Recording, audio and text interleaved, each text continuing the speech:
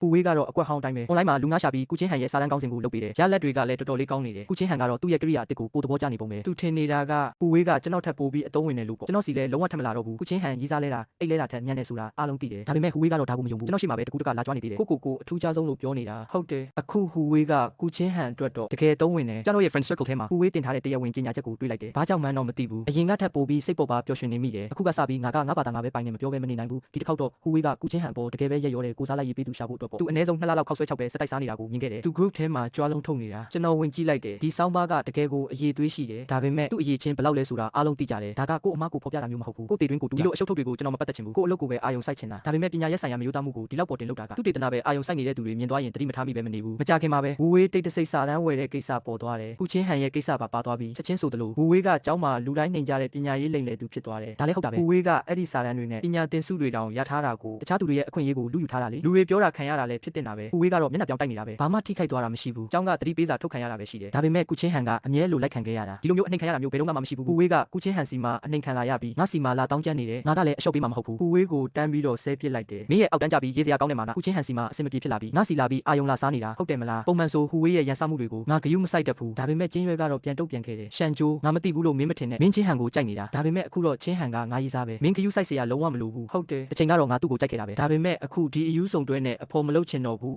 ဝမ်ဝူဝေးကဘာမှမတတ်နိုင်လို့ငြိမ်သွားပေမဲ့သူရေချိုးခန်းထဲမှာကိုနာကျင်အောင်လုပ်နေတာငါမြင်တယ်ဓာတ်နဲ့လှီးလို့သွေးတွေထွက်နေတာတော့သူဘာမှမခံစားရတယ်လို့ပဲထူးဆန်းတဲ့အပြုံးတောင်ပြုံးနေသေးတယ်ဒီမြင်ကွင်းကတူကြီးတက်လက်လိုပဲငါနှလုံးသားကိုအချိန်နဲ့ထုနှက်လိုက်တယ်လို့ပဲအသက်ရှူရတာခက်ခဲလာတယ်ငါလက်တီးကိုကြစ်ပါအောင်ဆုပ်ထားမိတယ်ကျွန်တော်ဟူဝေးကိုမကြိုက်ပေမဲ့ဒါပေမဲ့လူငယ်တယောက်ရဲ့အပြင်းပြဆုံးခံစားချက်ကဘယ်တော့မှလှောင်ပြောင်စရာအကြောင်းရင်းမဟုတ်ဘူးသူမသွားတာကသူ့ရဲ့နီလန်ပဲကိုကအစွဲလန်းကြည့်တယ်လို့ထင်ခဲ့တာတွေကသူများအမြင်မှာတော့ဟာတာဖြစ်နေတာပါလားကျွန်တော်ချက်ချင်းနားလဲသွားတယ်အရင်ကတငယ်ချင်းတွေအတုံးမကြဘူးလို့ဆဲတာမိန်းကလေးတယောက်အတွက်နဲ့အသေးလဲဖြစ်နေတာတကယ်ကိုအတုံးမကြတာပဲဒါပေမဲ့အခုတော့ကျွန်တော်ကဘေးကကြည့်နေတဲ့ပရိသတ်တယောက်ပါပဲဒီလိုလုပ်ရက်တွေကတကယ်ရေးစရာကောင်းတယ်လို့ပဲမြင်တယ်ဟူဝေးရဲ့ကိုနာကျင်အောင်ချင်းဟန်ရဲ့စိတ်ကိုမပြောင်းလဲစေတဲ့အပြင်လမ်းခွဲဖို့တောင်တိုက်ရိုက်ပြောလိုက်သေးတယ်ဟူဝေးကလမ်းခွဲတာကိုမခံစားနိုင်လို့လားဒါမှမဟုတ်ပတ်ဝန်းကျင်ကအကြည့်တွေကြောင်းလာတော့မသိဘူးသူစာတင်ဆောင်ဆယ်လော်ဘောကနေခုန်ချသွားခဲ့တယ်ဟူဝေးပြုတ်ကျလာတဲ့သွေးလိမ့်လိမ့်နဲ့ပုံစံကဖြစ်သွားတဲ့ចောင်းသားတွေအနည်းဆုံးတစ်လလောက်အိမ်မဆိုးမခဲ့ရတာဟူဝေးကမူးမှန်မှုဆိုတာကျွန်တော်စောစောကတည်းကသူကတကယ်ကြီးယူသွနေမယ်လို့မထင်ထားခဲ့ဘူးနောက်ပိုင်းမှာကျွန်တော်တို့သိခဲ့ရတာသူကပြင်းထန်တဲ့စိတ်ကွဲယောဂခံစားနေရတာသူစိတ်နေစိတ်ထားကခေါင်းမာပြီးဆွဲလန်းလွန်းနေတာဒါကသူ့ရဲ့တကယ်ဆန္ဒမဟုတ်ခဲ့ဘူးယောဂရဲ့နှိမ့်ဆက်မှုကိုခံနေရလို့ပဲရုတ်တရက်ပြန်တတိယမိတာကသူဓာတ်နဲ့ကိုနာကျင်အောင်လုပ်နေတာကိုမြင်ဘူးလားကျွန်တော်အပြစ်ရှိတယ်လို့ခံစားရတယ်အဲ့ဒီတုန်းကသာចောင်းကိုပြောပြခဲ့ရင်ဖြစ်နိုင်တာကဟူဝေးလည်းတေးမှာမဟုတ်ဘူးဟူဝေးတက်တည်ရတဲ့အဓိကအကြောင်းရင်းကနေမကောင်းဖြစ်တာကြောင့်ပါဒါပေမဲ့ဒီအေးချမ်းမှုတွေကဟူဝေးမိဘတွေသူ့တိုင်ယာရီကိုတွေ့သွားချိန်မှာပြောင်းလဲကုန်တယ်တိုင်ယာရီထဲမှာရေးထားတာကဟူဝေးကုချင်းဟန်နဲ့စတွေ့ခဲ့တဲ့အချိန်ကစပြီးစတင်တိတ်တခိုးချမိခဲ့တဲ့ခံစားချက်ပြီးတော့နောက်ပိုင်းဖြစ်ရတွေဟူဝေးကကုချင်းဟန်နောက်ကိုဘယ်လောက်တောင်အောက်ကျလိုက်ခဲ့လဲဆိုတာကိုနာကျင်အောင်လုပ်ခဲ့တဲ့စိတ်ပိုင်းဆိုင်ရာတွေထိတောင်ပါတယ်ကိုနာကျင်အောင်လုပ်ပြီးမှရတဲ့တာယာမှုတွေအဲ့ဒီထက်ပိုဆိုးတာကတက်တည်ဖို့အထိစဉ်းစားခဲ့တဲ့အကြောင်းတွေပဲဟူရဲ့မိဘတွေကတော့နောက်ဆုံးမျှော်လင့်ချက်ကိုစုပ်ကိုင်လိုက်တယ်လို့ပဲသူတို့ရဲ့တားရဲ့တောကတွေကိုကုချင်းဟန်အပေါ်ပုံချလိုက်ကြတယ်ကျောင်းမှာစာတန်းတွေလိုက်ချိတ်ပြီးကုချင်းဟန်ကသူတို့သားကိုတေးအောင်လုပ်ခဲ့တာလို့ပြောကြတယ်သူပြန်ပေးဆက်ရမယ်ခဏအတွင်းမှာပဲကုချင်းဟန်ကအများရဲ့ပြစ်မှတ်ဖြစ်သွားတယ်ဟူရဲ့မိဘတွေစိတ်လှုပ်ရှားလွန်ကဲနေကြတယ်လို့ကျောင်းသားတွေကလည်းတိုင်တော့ကြတော့ကျောင်းကလူကြီးတွေက